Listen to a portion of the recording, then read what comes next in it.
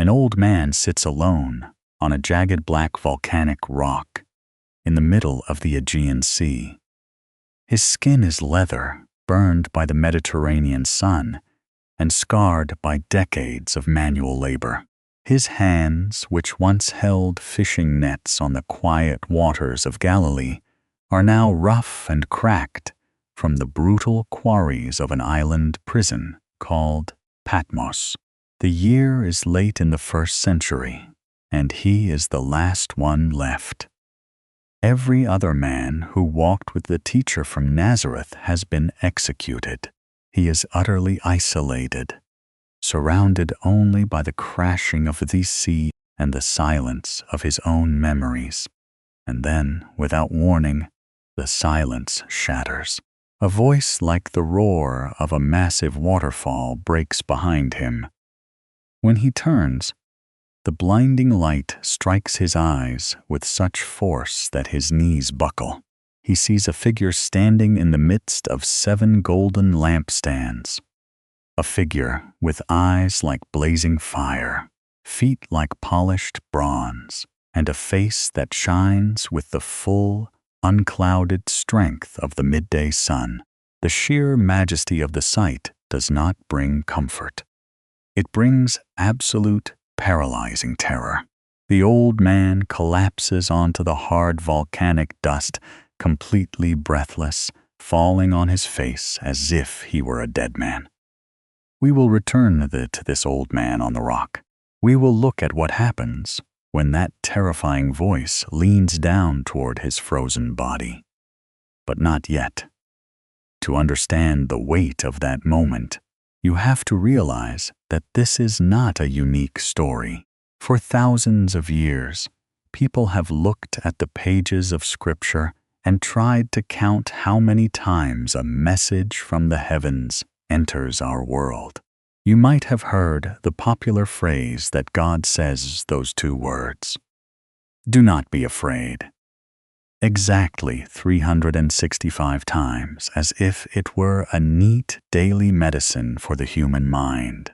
But the truth is far deeper, far stranger, and much more disruptive than a calendar footnote. This is not a story about a number. This is not a story about a modern self-help slogan designed to give you a positive outlook on your day. This is not a story about a generic wish for peace. This is a story about a cosmic battle cry. It is a phrase spoken not when things are calm and comfortable, but precisely when the ground beneath a human life completely gives way. Every single time those words appear in the biblical narrative, they are dropped into a scene of absolute extremity. They are spoken to people whose hearts are racing, whose stomachs are turning, and who are staring directly into what looks like total ruin. To find the very first time these words break into human history, you have to leave the isolated island in the Aegean Sea and travel thousands of years back into the deep past, into a silent, pitch-black desert night where a solitary nomad sits outside his tent, staring up at a cold and endless sky. The nomad's name is Abram. He is an old man, living in a foreign land, sleeping in temporary tents, and he has just risked everything.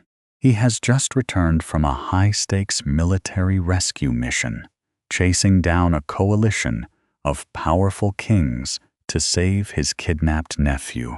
He won the battle, but as the adrenaline fades and the campfire dies down, the crushing weight of reality sets in.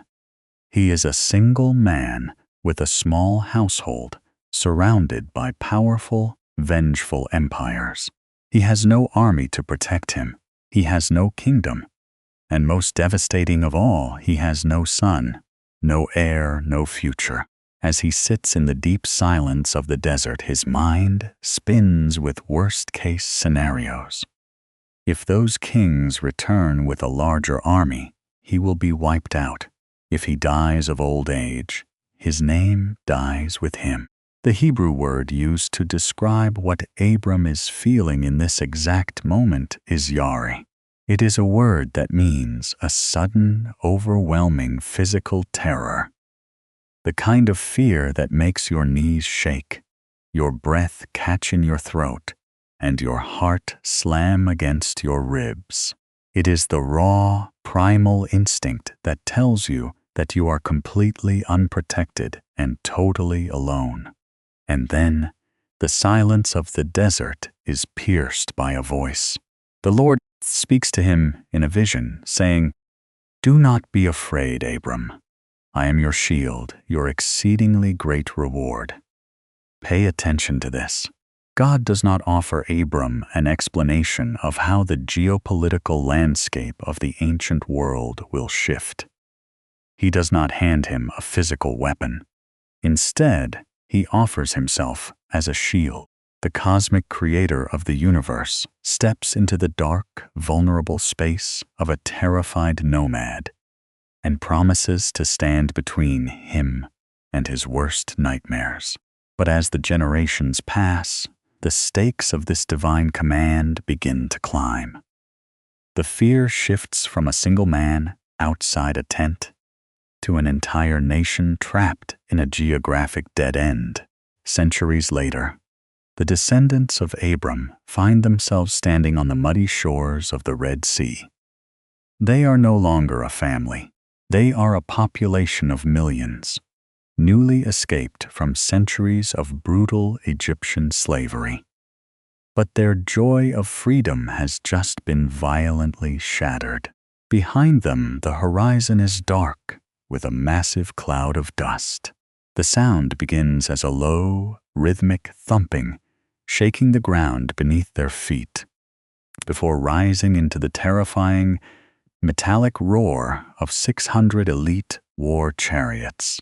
Pharaoh's royal army is closing the gap with terrifying speed. In front of the people is a vast, impassable wall of water. To their left and right are rugged, steep mountain ridges. Behind them is the most advanced, ruthless military superpower on the face of the earth. The ancient historian Josephus records that the sheer psychological terror in the camp was absolute. The people were entirely paralyzed by despair, weeping, screaming, and turning on their leader, Moses, demanding to know why he brought them out there, just to be slaughtered in the mud. You can imagine the crushing weight on Moses as he stands between a mutinous, terrified crowd and an advancing superpower. His people are trembling, ready to surrender back into chains just to stay alive. But Moses does not look at the chariots, and he does not look at the sea. He steps forward, his voice rising above the panic of millions, and says, "Do not be afraid. Stand firm and see the salvation of the Lord, which he will work for you today. For the Egyptians whom you see today, you shall never see again." Stay with me, because this is where the pattern reveals itself.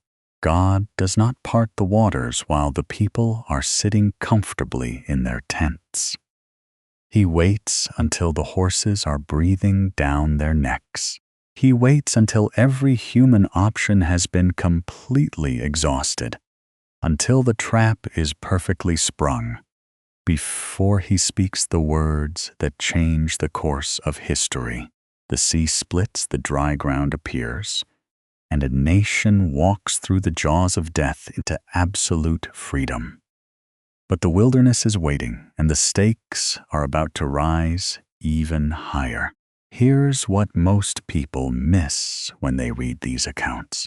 We tend to look at these massive, sweeping stories of deliverance and treat them like historical monuments. Beautiful to look at, but completely detached from the reality of our daily struggles. We think that God only speaks into the grand, cinematic crises of history. But if you look closely at the pattern, you will see something remarkable. God never issues the command to stop fearing when the sky is clear, when the savings account is full, or when the future looks perfectly secure. He speaks it when the walls are closing in.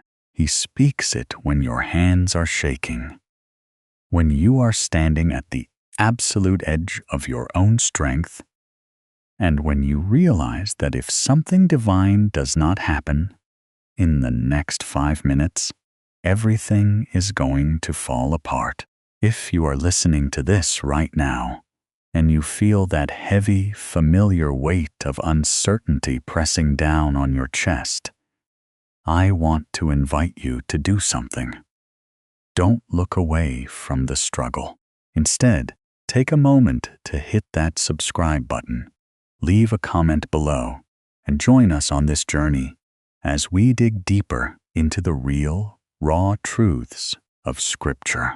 We are building a community of people who want to understand the Bible for what it truly is, a living, breathing guide for real people with real problems. Stay with me, because as we move forward, this divine command is about to move from the battlefields of ancient kings straight in the quietest, most vulnerable corners of the human heart. The wilderness eventually ends, but the pressure only intensifies. The generational baton passes from Moses to a seasoned military commander named Joshua. Joshua is not a novice, but he is stepping into the massive, intimidating shadow of a leader who spoke to God face to face. Now he is tasked with leading millions of people across a flooded Jordan River into a land dominated by heavily fortified cities, advanced weaponry, and warrior tribes that look like literal giants compared to his nomadic followers. The stakes have escalated from national survival to national destiny. If Joshua fails, an entire generation loses their future. You can imagine the quiet terror of leadership, the heavy burden of responsibility pressing down on his shoulders in the dead of night. He knows his own limitations. He knows the sheer scale of the opposition. And it is precisely in this moment of intense psychological weight that the voice of the Creator breaks through his anxiety, not just as a gentle whisper, but as a direct, commanding order. Have I not commanded you? Be strong and courageous. Do not be frightened, and do not be dismayed, for the Lord your God is with you wherever you go. Notice that God does not give Joshua a detailed blueprint of the walls of Jericho. He does not provide a secret tactical maneuver to defeat the armies of Canaan. He gives him a promise of proximity. The antidote to Joshua's fear is not a change in his circumstances, but the unchanging reality of who is walking beside him into the battle. But now hold that thought, because the script of human history is about to take a sudden, jarring turn. The narrative leaves behind the thundering battlefields, the roaring seas, and the heavy burdens of military commanders. The stakes drop from the fate of empires down to the quiet, dusty room of a peasant home. 14 centuries after Joshua, a young teenage girl sits on a low wooden stool in an obscure hill town that nobody important has ever visited. The town is called Nazareth. She is mending the seam of a simple garment. The sun is low, casting long shadows across the dirt floor. Her name is Mary. She is completely ordinary, living a quiet life, preparing for a normal marriage to a local carpenter. And then, the room instantly fills with a brilliant, unearthly light. A celestial being named Gabriel steps into her ordinary reality. The sudden intrusion of the divine into the mundane triggers an immediate, overwhelming biological response. The Greek word used to describe her reaction is phobio, the root word from which we get our modern word phobia. It is a word that signifies sudden panic, a visceral flight response, a terrifying sensation of being completely overwhelmed by something far greater than yourself. Her hands freeze on the cloth, her chest tightens, her breath leaves her. The angel looks at the trembling teenage girl and speaks into the absolute silence of her panic, saying, "Do not be afraid, Mary, for you have found favor with God." Look at what is happening here. This is the ultimate escalation of stakes. But it is wrapped in absolute gentleness. The cosmic king of the universe is about to enter human history as a fragile, crying infant, and he has chosen a penniless young girl to carry the weight of that eternal mystery. Her reputation will be ruined. Her community will whisper behind her back. Her life will never be normal again. The fear she feels is completely justified. But the voice breaks through to remind her that what feels like total disruption is actually the birth of ultimate hope. Now watch what happens next, because we are about to leave the dusty room of Nazareth and step directly into the universal struggle that links Mary, Joshua, and Abram straight to your own life. There is a moment that almost every human being understands, a moment that completely transcends ancient history and modern culture. It is the 3 a.m. ceiling stare. It is that heavy, suffocating time in the dead of night when the rest of the world is fast asleep. The house is completely silent, and you are left entirely alone with your own thoughts. In that darkness, your problems don't just feel large, they feel absolute. The unpaid bills, the broken relationship, the medical report, the deep aching anxiety about the future. They all gather around the edge of your bed, whispering worst-case scenarios into the quiet. Your chest feels tight, your heart rate increases, and you realize that you have completely run out of answers. When you are trapped in that late-night panic, you don't need a lecture. You don't need someone to give you a shallow, cheerful cliché telling you to just look on the bright side. You need a presence. You need to know that someone who actually has the power to fix the situation is standing in the room with you. And this is exactly why we must return to that jagged black volcanic rock in the middle of the Aegean Sea. The old man, lying face down in the dust of Patmos, is John. He is the very last living disciple of Jesus. He is 90 years old, completely cut off from the churches he loved, and waiting out the final days of his life in a brutal Roman penal colony. He isn't facing an army like Moses, and he isn't facing a life-altering social scandal like Mary. He is facing something much more quietly devastating. The crushing weight of total isolation, the apparent defeat of his life's work, and the cold, approaching reality of physical death. When he falls down like a dead man before the blinding majesty of the glorified Christ, his fear is the ultimate culmination of all human terror. It is the fear of the unknown, the fear of judgment, and the fear of the grave. But look at what happens next. The text tells us that Jesus does not stay at a distance. He does not simply shout a command from across the room. He steps over to the frozen, trembling body of his old friend. He reaches down and he places his right hand on John's scarred, weathered shoulder. Think about the physical weight of that touch, the very hand that holds the stars, The hand that was pierced by Roman nails on a hill outside Jerusalem is placed gently on a terrified old man. And then, through the silence of the prison island, the voice speaks, "Fear not. I am the first and the last and the living one. I died, and behold, I am alive forevermore. And I have the keys of death and Hades." There's one more thing you have to realize about this ultimate climax. This is the highest stakes escalation in the entire biblical narrative.